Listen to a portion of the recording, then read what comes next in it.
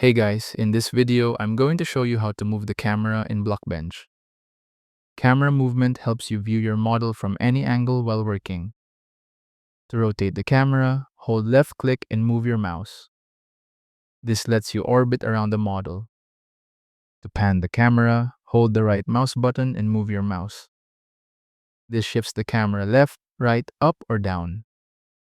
To zoom in and out, use the mouse scroll wheel. Camera movement only affects your view and does not change the model itself. To reset the camera angle, right-click in the viewport and select Initial Angle.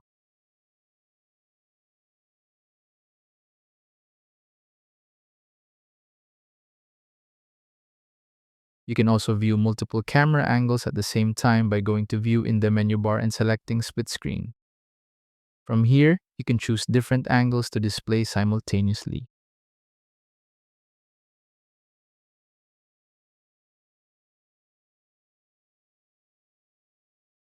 And that's how to move the camera in Blockbench.